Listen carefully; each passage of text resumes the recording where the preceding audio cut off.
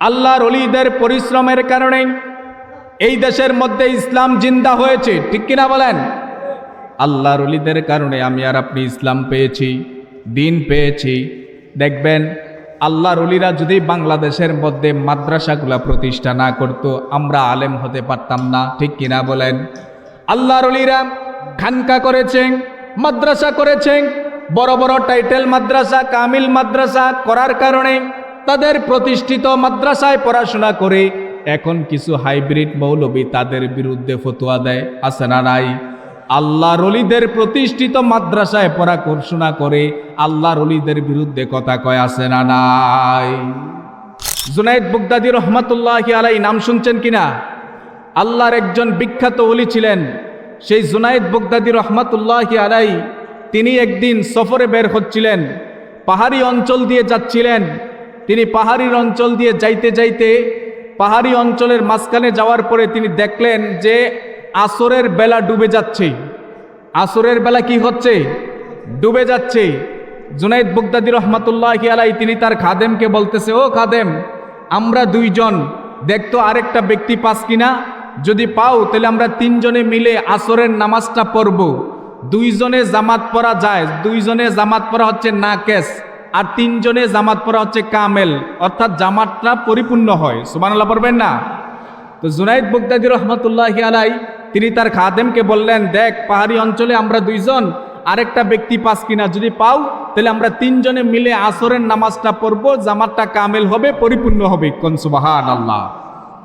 Junaid Baghdadi রহমাতুল্লাহি আলাইহির খাদেম এদিক সেদিক তাকালেন শুরু করলেন। দেখতেছেন দূরে একটা গরিব মানুষ, কাঠুরি মানুষ জঙ্গলের মধ্যে কাঠ কাটতেছে। ওই জুনায়েদ বাগদাদীর খাদেম সে গিয়ে বলতেছে, ভাই জঙ্গলের মধ্যে আমরা দুইজন, তুমি আসো একজন, আসো তিনজনে মিলে আমরা আসরের নামাজটা আদায় করি। সুবহানাল্লাহ বলেন। ওই খাদেমটা বলতেছে, ভাই জঙ্গলের মধ্যে আমি একা একা কাঠ কাটতেছি আর মনে মনে আল্লাহর কাছে দোয়া করতেছি, আল্লাহ এই জঙ্গলের মধ্যে আমি একা, আসরের বেলাটা ডুবে যাচ্ছে, তুমি যদি দুইটা মানুষের ব্যবস্থা করে দিতা তাহলে তো আমি আসরের নামাজটা জামাতের সাথে পড়তে পারতাম। সুবহানাল্লাহ বলবেন না? ও ভাই, এই দোয়াটা তো আমি মনে মনে করতেছি, আল্লাহ রাব্বুল আলামিন তো আমার দোয়াটা কবুল করেছে। সুবহানাল্লাহ পড়বেন না? জুনায়েদ বাগদাদী রহমাতুল্লাহি আলাইহির খাদেম বলতেছে, ভাই তাইলে চলো এবার আমরা তিনজনে মিলে আসরের জামাতটা পড়ি। তিনজনে মিলে আসরের নামাজটা যদি পড়ি, আল্লাহ তাআলা আমাদের জামাত দেখে সন্তুষ্ট হয়ে যাবে। তিনজন একত্রিত হলেন। এবার জুনায়েদ বাগদাদী রহমাতুল্লাহি আলাইহি ওই কাঠুরিকে বলতেছে, ভাই আমরা দুইজন হচ্ছি মুসাফির, আপনি হচ্ছেন মুকিম। জামাতের ইমামতি করার জন্য যিনি মুকিম তিনি অধিকার রাখে বেশি, ঠিক কিনা বলেন? ভাই আমরা মুসাফির, আপনি হচ্ছেন মুকিম, আপনি আসরের নামাজটা পড়ান আর আমরা দুইজন আপনার পিছনে মুসল্লি হয়ে দাঁড়াবো। হযরতে জুনায়েদ বাগদাদী রহমাতুল্লাহি আলাইহি যখন এই কথা বললেন, ওই কাঠুরিটা ইমাম হয়ে নামাজ পড়ার জন্য দাঁড়িয়ে গেলেন। কোন সুবহানাল্লাহ। এখন আপনারা বলেন, আসরের নামাজটা পড়তে কয় মিনিট সময় লাগে? কথা কয় না, কয় মিনিট? 5-7 মিনিট, এর বেশি লাগে? আর আপনারা 1.5 মিনিটে নামাজ পড়লাম, ঠিক কিনা বলেন? আমরা যেই নামাজ পড়ি 1.5 মিনিট 2 মিনিটে নামাজ পড়লাই, তো সর্বোচ্চ লাগলে 5-7 মিনিট লাগতে পারে, ঠিক কিনা বলেন? কিন্তু কাঠুরিটা আসরের নামাজটা দীর্ঘ সময় লাগাইয়া নামাজ পড়েছেন। নামাজ যখন শেষ হয়ে গেল, একটা কথা মনে রাখবেন, যার নামাজ যত লম্বা তার নামাজ তত সুন্দর। সুবহানাল্লাহ পড়বেন না? জুনায়েদ বাগদাদী রহমাতুল্লাহি আলাইহি গরিব কাঠুরি মানুষের নামাজটা দেখে বড় অবাক হয়ে গেলেন, তাজ্জব হয়ে গেলেন যে গরিব মানুষ, কাঠুরি মানুষ জঙ্গল থেকে কাঠ কাটে, তার নামাজ বুঝি এত সুন্দর। নামাজ যখন শেষ হয়ে গেল, জুনায়েদ বাগদাদী রহমাতুল্লাহি আলাইহি লোকটারে বলতেছে, ও ভাই আপনার কাছে একটা প্রশ্ন ছিল।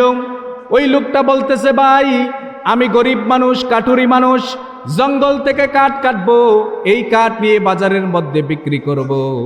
বিক্রি করার পরে এগুলা দিয়ে, এই টাকা পয়সা দিয়ে আমি বাজার থেকে খাবার নেব, আমার ছেলে সন্তান খাবার খাবে।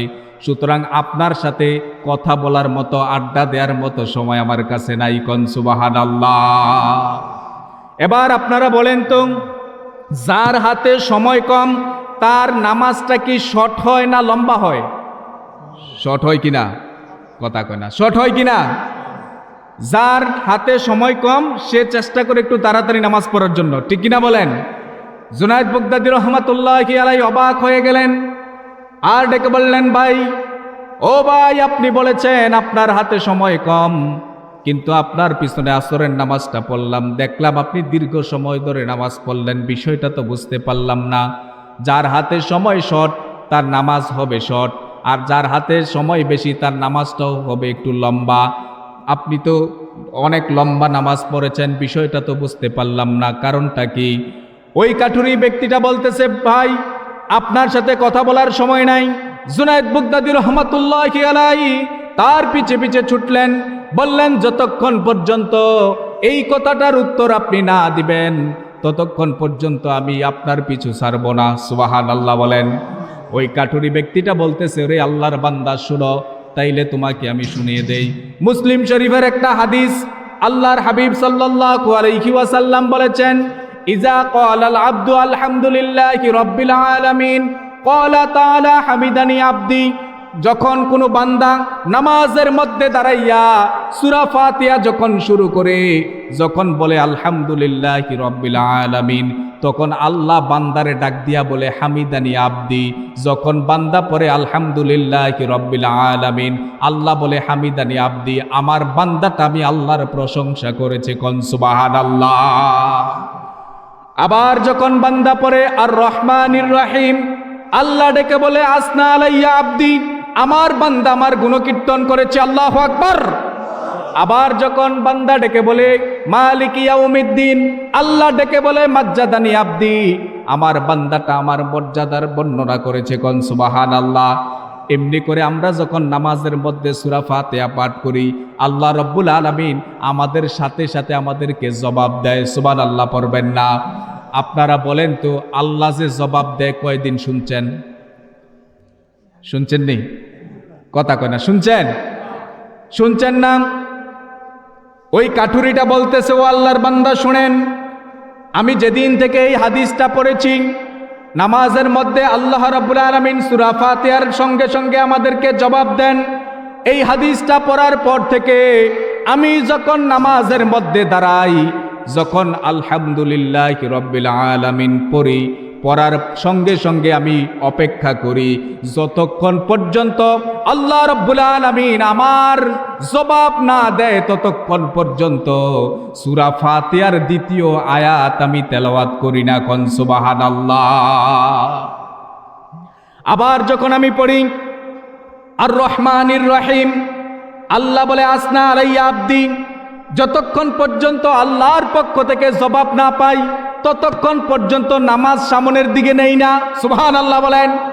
তার মানে হলো আল্লাহর বান্দা কত বড় আল্লাহর ওলি, নামাজের মধ্যে দাঁড়ানোর পরে আল্লাহ তাআলা যে নামাজের মধ্যে জবাব দেয়, এটা তিনি নিজ কানে শুনতে পায়, কোন সুবহানাল্লাহ। জুনায়েদ বাগদাদী তার খাদেমকে ডেকে বললেন, রে খাদেম, তোমরা আমাকে অনেক বড় ওলি বলো, অনেক বড় পীর বলো, বুজুর্গ বলো, দেখো জঙ্গলের মধ্যে আমার চাইতে বড় পীর দরবেশ লুকায়িত আছে, কোন সুবহানাল্লাহ। অর্থাৎ তাদের নামাজটা কেমন ভালো করে খেয়াল করেন। আপনি যখন নামাজের মধ্যে দাঁড়ান, আমি আর আপনি যখন নামাজের মধ্যে দাঁড়াই, জবাব পাইনি? পাই। কোনোদিন শুনছেন? আমাদের সেই কল্প নাই, অন্তর নাই, সে চক্ষু নাই, কিন্তু আল্লাহর প্রকৃত ওলি যারা, আল্লাহ তাআলা তাদেরকে ওই রকম পাওয়ার দিয়েছেন। সুবহানাল্লাহ বলেন। আপনার আর আমার সেই রকম পাওয়ার নাই, ঠিক কিনা বলেন? আল্লাহওয়ালারা চক্ষু বন্ধ করলে অনেক কিছু বুঝতে পারেন, অনেক কিছু দেখতে পারেন, যেটা আমি আর আপনি দেখি না। ইমামে আজম আবু হানিফা রহমাতুল্লাহি আলাইহি, তিনি মানুষ যখন অজু করতেন, নামাজের জন্য যখন অজু করতেন, ওই অজু করার সঙ্গে সঙ্গে অজুর পানির সাথে বান্দার গুনাহগুলা জড়ে পড়ে যায়। কোন কোন সময় কোন বান্দার অজুর সাথে কোন গুনাহটা জইরা পড়ে ইমাম আজম দেখলেই বুঝতে পারতেন, কোন সুবহানাল্লাহ। চিন্তা করে দেখেন, তাহলে আমার আর আপনার অবস্থান কোথায়? তাদের অবস্থান কোথায়? সুবহানাল্লাহ পড়বেন না? আল্লাহওয়ালাদের সংস্পর্শে থাকলে আপনার জীবনটা পরিবর্তন হয়ে যাবে। আপনার জীবনটা পরিবর্তন হয়ে আল্লাহওয়ালার সঙ্গে থাকলে আপনি তার রঙে রঙিন হতে পারবেন। দেখবেন সাধারণভাবে একটা লোহার সাথে যদি দীর্ঘদিন যাবৎ একটা চুম্বক আপনি লাগাইয়া রাখেন, দেখবেন 15-20 দিন রাখার পরে ওই লোহাটা চুম্বকের মতো কাজ করে। কথা কোন ঠিক কিনা? কথা বলেন ঠিক কিনা? আরে ভাই, আরো সহজভাবে বুঝাইয়া বলছি আপনাদেরকে। আপনারা দেখবেন আতর ব্যবসায়ীর সাথে যদি আপনি সম্পর্ক রাখেন, তার দোকান থেকে আতর কিনতে হবে না, তার সাথে একবার মুসাফা করলে এরপরে আপনি হাতটা যদি নাকের কাছে নেন, আপনি নিজেও দেখতে পাবেন যেন আপনার হাত থেকে আতরের ঘ্রাণ কয়। ঠিক কিনা বলেন? একজন আতরওয়ালা ব্যবসায়ীর সাথে চললে তার ঘ্রাণটা আপনার মধ্যে চলে আসে। ঠিক তেমনি করে একজন আল্লাহওয়ালা ব্যক্তির সাথে যদি কোনো মানুষ চলে, ওই আল্লাহওয়ালার গুণ কোয়ালিটি তার মধ্যে চলে আসে। কোন সুবহানাল্লাহ। ভাইরা আমার, ভালো করে খেয়াল করেন। রাগ করতেছেন নাকি আপনারা? বিরক্ত হচ্ছেন? আর কিছুক্ষণ চলবে কিনা? ভালো করে খেয়াল করেন। এক একজন আল্লাহওয়ালার পাওয়ার কত বেশি ছিল। এই বাংলার জমিনের মধ্যে বঙ্গোপসাগর দিয়ে কচুরি ফানার মতো বেশে বেশে ইসলাম আসে নাই। ঠিক কিনা বলেন? ইসলাম এসেছে শাহজালালের বদৌলতে, ইসলাম এসেছে শাহপরানের খেদমতে। শাহপরান, শাহ মাকদুম, খান জাহান আলী, ফতুল্লাহ, গরিবুল্লাহ, শাহ চিশতি সহ অনেক আল্লাহর ওলিদের পরিশ্রমের বিনিময়ে বাংলাদেশের মধ্যে ইসলাম এসেছে। কথা কোন ঠিক কিনা? আমরা তো আজকে রেডিমেড ইসলাম পাইছি, এই জন্য আমাদের কাছে কোনো গুরুত্ব নাই। ঠিক কিনা বলেন?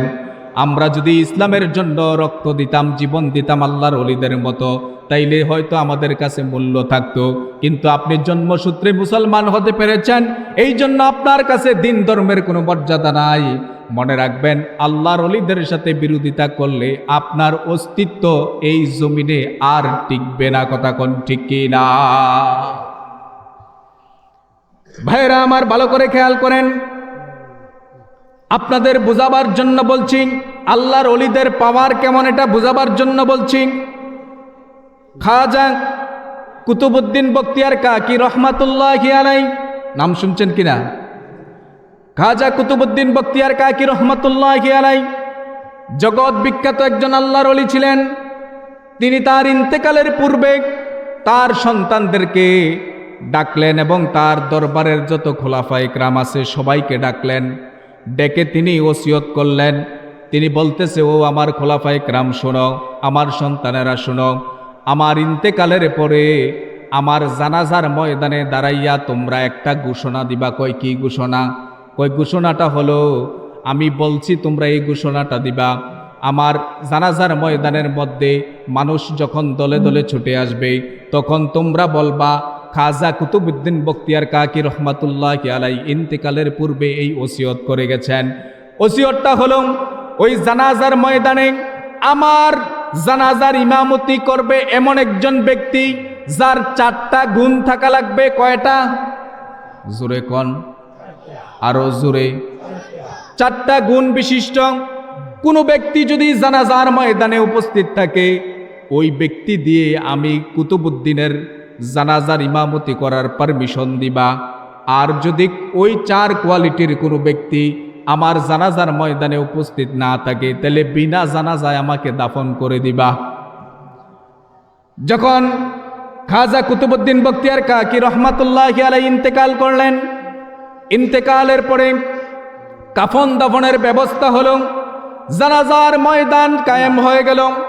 হাজার হাজার লক্ষ লক্ষ মুসল্লিরা ছুটে আসলেন খাজা কুতুবউদ্দিন বখতিয়ার কাকি রহমাতুল্লাহি আলাইহির জানাজার নামাজ পড়ার জন্য। জানাজার ময়দান কায়েম হবে, ওই মুহূর্তে তার খোলাফায়ে কেরাম ঘোষণা করলেন যে আমাদের আল্লাহর বান্দা, আল্লাহর ওলি খাজা কুতুবউদ্দিন বখতিয়ার কাকি রহমাতুল্লাহি আলাইহি বলেছেন, তিনি আমাদের জন্য 4টা ওসিয়ত করেছেন। তিনি বলেছেন, জানাজার ময়দানে এই 4 গুণে গুণান্বিত যেই ব্যক্তিটা থাকবে, সেই ব্যক্তি যেন কুতুবউদ্দিনের জানাজার নামাজের ইমামতি করে। এই 4টা গুণের মধ্যে প্রথম গুণ হচ্ছে এমন একজন ব্যক্তি হতে হবে যার জীবনে তাকবীরে উলা ছুটে নাই। কোন সুবহানাল্লাহ। যিনি তাকবীরে উলা ব্যতীত কখনো নামাজ পড়ে নাই। এখন তো আমরা নামাজে পড়ি না, ঠিক কিনা কন? এখন তো আমরা নামাজে কি পড়ি না, নামাজের খবর নাই। চা হোস্টেলগুলোর মধ্যে আড্ডার শেষ নাই, আর মসজিদ খালি, কথা কোন ঠিক কিনা? খাজা কুতুবউদ্দিন বখতিয়ার কাকি রহমাতুল্লাহি আলাইহির জানাজার ময়দান থেকে ঘোষণা দেয়া হলো, 1 নম্বরে এমন কোয়ালিটি থাকতে হবে যেই ব্যক্তিটা জীবনে কোনোদিন তাকবীরে উলা ছাড়ে নাই। 2 নম্বরে এমন কোয়ালিটি হতে হবে যার জীবনে কোনোদিন তাহাজ্জুদের নামাজ কাজা হয় নাই। সুবহানাল্লাহ বলেন।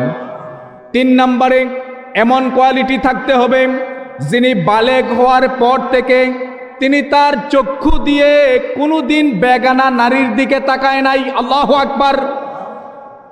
4 নম্বরে এমন কোয়ালিটি থাকতে হবে যেই ব্যক্তিটা জীবনে কোনোদিন আসরের সুন্নত ছাড়ে নাই। সুবহানাল্লাহ বলেন। এই 4 গুণে গুণান্বিত কোনো ব্যক্তি যদি আজকে জানাজার ময়দানের মধ্যে উপস্থিত থাকো, তাইলে ওই ব্যক্তি আজকে খাজা কুতুবউদ্দিন বখতিয়ার কাকি রহমাতুল্লাহি আলাইহির জানাজার ইমামতি করতে পারবা। আর যদি কেউ না থাকো, তাহলে খাজার ওসিয়ত অনুযায়ী বিনা জানাজায় তাকে দাফন করতে হবে। কে আছো? সুবহানাল্লাহ বলবেন না? এই ঘোষণা করার পরে পুরা জানাজার ময়দান স্তব্ধ হয়ে গেল। সবাই নিচের দিকে মাথাটাকে ঝুঁকাইয়া দিলেন, পানি, চোখের পানিগুলা ছেড়ে দিলেন। আরে সবাই যার যার অতীত নিয়ে চিন্তা করতেছে, অতীতের সাথে হিসাব মিলাইতেছে। আমি তো জীবনে অনেক বেগানা নারী দেখছি, আমি তো জীবনে অনেক আসরের সুন্নত ছেড়ে দিয়েছি, আমি তো জীবনে অনেক তাহাজ্জুদের নামাজ ছেড়ে দিয়েছি, আমি তো এই গুনাহ সেই গুনাহ বিভিন্ন গুনাহ করেছি, এই 4 গুণ তো আমার মধ্যে নাই। ওই মুহূর্তে দীর্ঘ সময় অপেক্ষা করার পরে খোলাফায়ে কেরাম বলতেছে কেউ কি নাই জানাজার ইমাম হওয়ার জন্য। ওই মুহূর্তে কোনো লোক আসতেছে না, কেউ সাহস করতেছে না খাজা কুতুবউদ্দিনের জানাজার ইমামতি করার জন্য। ওই মুহূর্তে সন্তানেরা, খোলাফায়েরা সকলে খাটিয়ার চতুর্দিকে দাঁড়ালেন। খাটিয়াকে কান্দে নিয়ে নিবেন, বিনা জানাজায় খাজাকে কবরস্থ করা হবে। ওই মুহূর্তে সুলতান শামসুদ্দিন আলতামাস রহমাতুল্লাহি আলাইহি প্রথম কাতার থেকে মাথাটা নোয়াইয়া তিনি ডাক দিয়ে বলতেছে, ও আল্লাহর বান্দারা অপেক্ষা করো, অপেক্ষা করো, আমি সুলতান শামসুদ্দিন আজকে খাজা কুতুবউদ্দিনের জানাজার ইমামতি করব। কোন সুবহানাল্লাহ।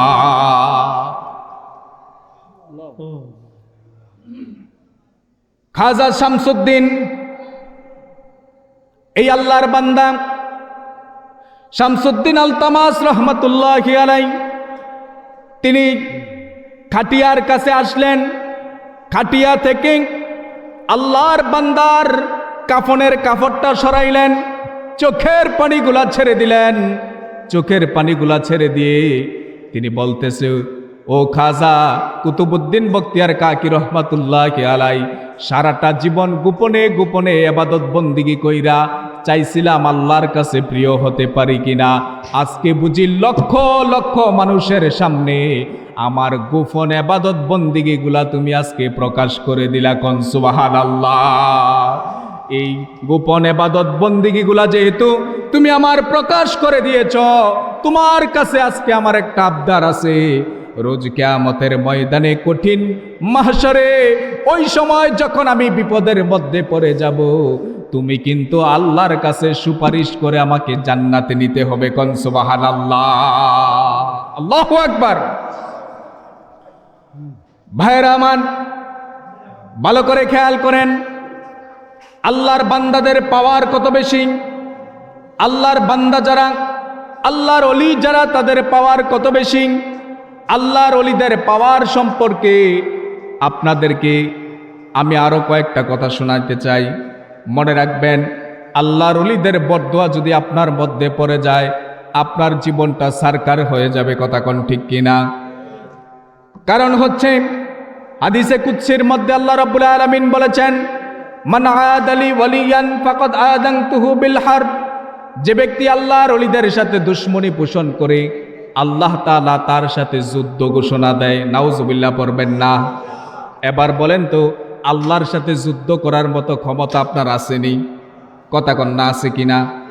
আল্লাহর সাথে যুদ্ধ করবেন সেই ক্ষমতা আছে? নাই। আর একটা সাধারণ মশার লগে টিকার মতো ক্ষমতাও তো আমাদের নাই, ঠিক কিনা বলেন?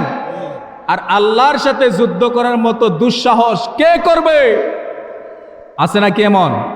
কথা বলেন না, এমন আছে? নাই।